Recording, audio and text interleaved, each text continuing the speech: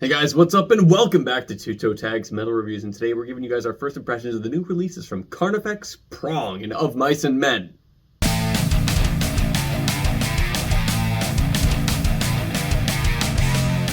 So, pretty interesting new releases today. Not as many as there have been previously. In the last few weeks we've been just hammered with tons of albums all at once. So only 3 for you guys today, and I guess I'll start with the album that I started with today, Necromanteum by Carnifex. Now, did we reacted to one of the singles, I believe. I think it was the title track. I think so. I think it may have been, and I remember liking it. I remember it getting me excited for the album, and I was thinking like, yeah, this is cool. With this band, they are like spooky and eerie with their music. It's that evil sound. They got that evil sound, and October is the perfect month for this band to be dropping music. Now, we have reviewed this band before. We checked out World War X in 2019, and that got 2 toe tags. Yep. Graveside Confessions came out a few years later. We actually didn't check it out on the channel. Thought it was good though. Had some good stuff. So checking out this album, my main reference point was just that title track and what we had from it. Early on, you get the vibe of how the string and orchestral use in this album is present, consistently present, but it's very light. And it's very much so in the background, and I like that a lot. It's subtle. Yeah. It's there, and it adds a lot of atmosphere and texture, but it's not overpowering. You know, this band isn't really known to be a symphonic deathcore band. But they do have it in there, though. But they have that in there as a really, really nice small background thing that adds to that, especially when they have, like, the high strings, like, kind of grating your ears like it really is a horror movie. It's very striking sounding. Yes. Like septic flesh, kind of like... Yeah, and I like that a lot. And I found that overall I was really enjoying the guitar solos in this album. Most of the time a solo would come on and be like, yeah, that's a really good solo. That like I was kind of consistently right, like, oh, this is a good solo, this is a good solo. There is a feature on this album.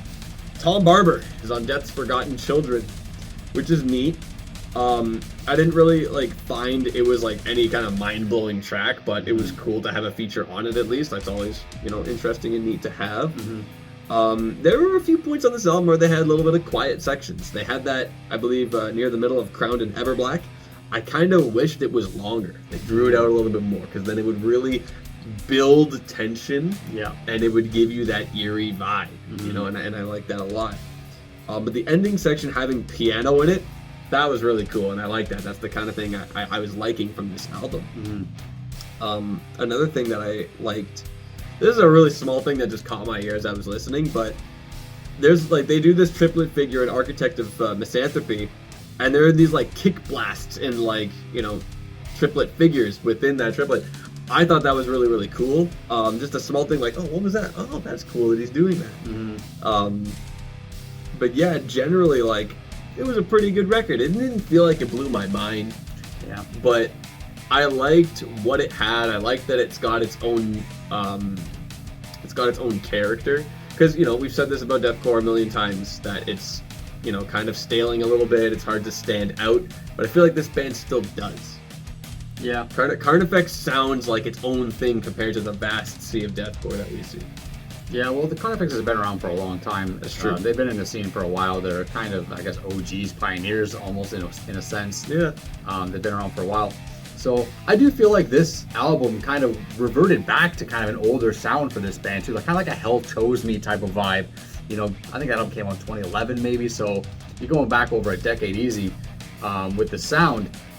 You're right about the symphonic elements feeling like they're a little bit back, a little bit pulled back a little bit, but I still feel like they're effective, they're striking, they add a cool element to the song and to the music that you know, that Carnifex has been bringing to the table, at least on their last few albums. I hope they continue to do that. I think it's a good sound for them.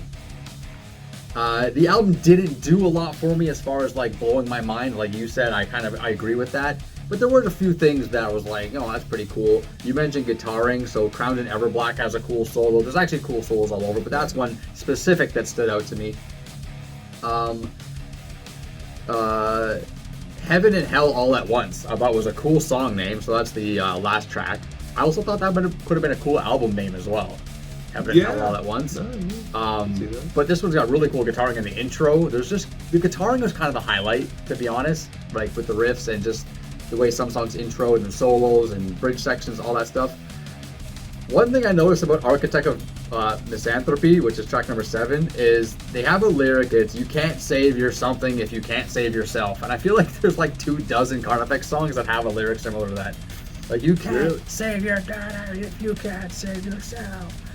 I guess we gotta fact check that and see if that's true. Maybe. That would be funny if it was. Maybe it's just deathcore lyrics in general, but I just feel like I've heard that a million times before. It could be the deathcore Mandela effect. It could be the deathcore Mandela effect, or maybe I'm onto something here and it's just a repeated line. But I mean, a lot of times when writers are writing lyrics, they get, your brain only goes so far with ideas. So sometimes people write things, they repeat things that they write. That's just how things go sometimes.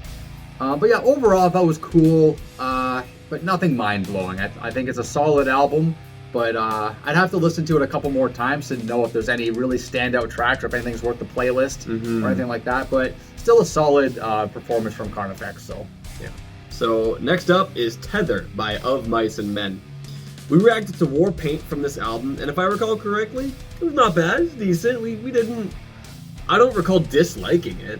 Nah, I think my biggest thing about this band, and this song specifically, because I have notes about it, is it's a good song, but the chorus kills it for me, right? Because like a lot of metalcore, of this style of metalcore, it's always like good riffs, good energy, good music, whatever, and then the choruses just take me out of it. They just do. And I know a lot of people like it, so I know there's an audience for it, and this is a me problem, but that's what happens, so yeah. Well, we also did check out their last album, titled Echo, in 2021, and neither of us really enjoyed it. So, I didn't check it out again to refresh, but I just kind of went in thinking like, okay, I didn't like the last one. Let's see if I like this one. And I feel like my overall experience from this album, it just felt better. It kind of felt like it was just a nice overall contrast from Carnifex. Like, you put on Carnifex, brutal, deathcore, and then you put on this, which is a lot more melodic in nature. It just feels like, oh, here's the other side. It's kind of like fresh that way. I feel like it would have been the same experience if I did them in the opposite order. Like, if I started with this, and then went to Carnifex, and I'm like, yeah, this is heavy. So, I liked the melodies on this album. I kept kind of noting to myself, like, oh, this is a really nice sounding melody. And I liked how the vocals sounded with it as well. There was one specific song, Shiver. It creates a really nice atmosphere, and there's some kind of like texture-inspired auto-tune in there. But the way that he's singing in the verses reminds me of In My Time of Need by Opeth, and I was not expecting to ever be reminded of a song like that. Opeth reference. I mean, not only just Opeth, but this is from Damnation, which is just like a completely chill album. So I was not expecting, to get reminded of that, but I thought that was cool. I'm like, wow, okay, this is really interesting. And the album goes a little bit back and forth between the hard and soft stuff, but I felt like in the second half it started to get a bit softer at like a base level. Wasn't really hitting harder like it would in like a song like War Paint. But there overall it felt fine. I mean, there was a decent amount of small things that I enjoyed. And like I said, I like the melodies.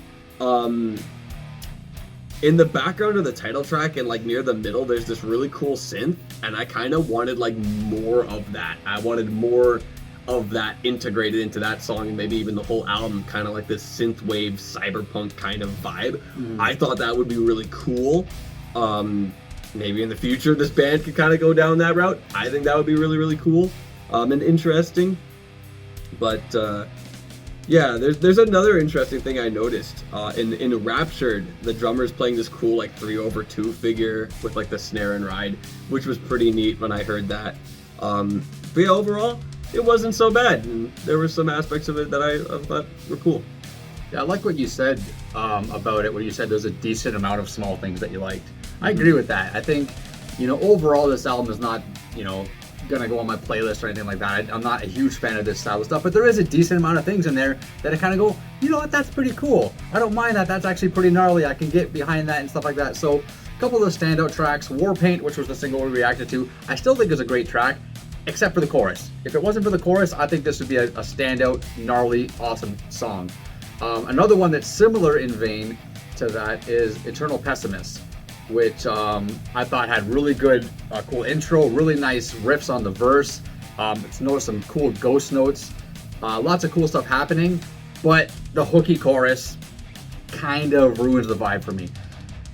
Is it something I could get over if I listen to it a few times? I could probably get over it, right? That's usually what happens if you give something a chance. You kind of get used to these petty little things that you're nitpicking about, and that's me. I'm nitpicking right now, right? But it's not bad. I thought, you know, for Of Mice and Men album, a band that I've never really enjoyed, I thought it was a pretty decent album. So good job from Of Mice and Men for Tether today. So the final album to talk about today is State of Emergency by Prong. Now, I went into this completely blind to everything about this album and this band. You literally messaged me at one point saying, hey, new Prong album dropped, let's add it to the list. And I'm like, okay.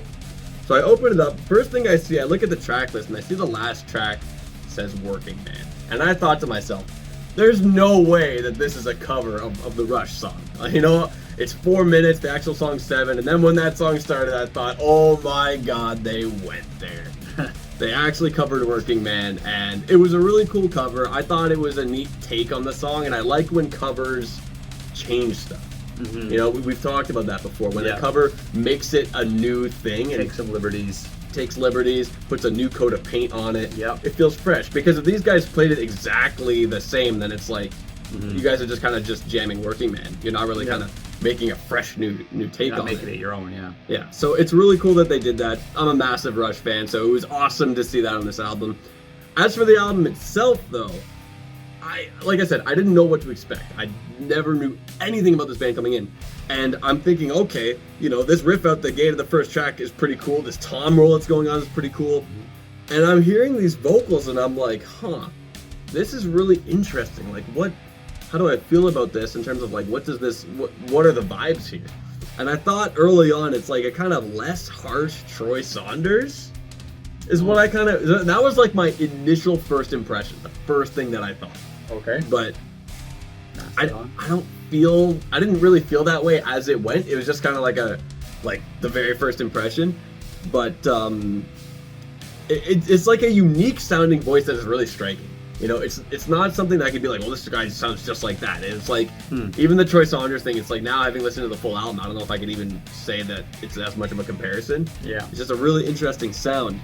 And I really like that, like, you got like old school heavy metal in there, there's some thrash in there, some death metal in there, maybe even some hardcore like punk.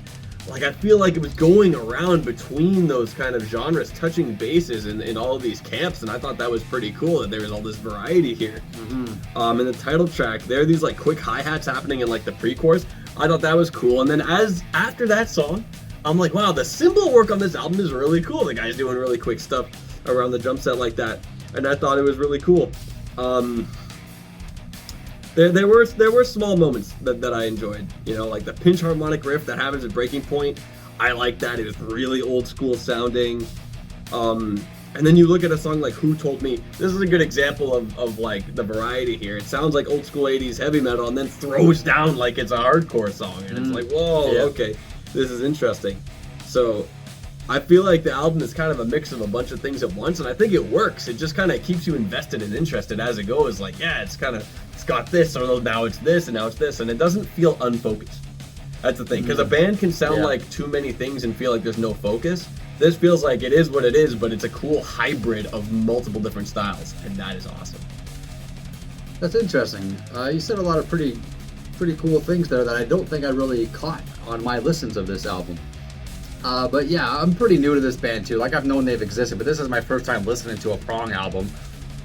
So I wasn't really sure what to expect genre-wise. And when the first song starts, The Descent, it definitely has a thrashy 80s vibe to it. Feels old school. I was like, okay, so this is a thrash band, so I'm kind of, that's what I'm expecting. But then it kind of it's groovy. Like you mentioned, there's a bit of hardcore type of vibe in it. Like, I wouldn't call it hardcore. It's hard to really pinpoint exactly what it sounds like. It's more so in like breakdowns. They do almost like hardcore breakdowns. It's like sprinkles of elements of stuff. Yeah. Right? So, my biggest takeaway from most of the songs, I'll say, is that they're okay songs, but they're catchy. So I find them catchy. So Track number 4 and track number 8 were the two that stood out to me the most. So Non-Existence. This song had parts that was reminding me of Guar. Don't know exactly what it was, but sometimes you just hear something and you go, hey, what's that? What am I thinking of here? That sounds like Guar. What the fuck? That's weird. I didn't think of that, but I did note that it does feel different from the album, but I guess I'd have to hear it again to think that works. Super catchy song, and I felt like it was like just ringing in my ears, and it was kind of getting in my eardrum, attaching to my brain like a catchy song does.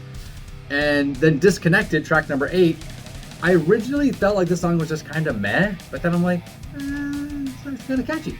I think I'm kind of starting to like this. What's happening here?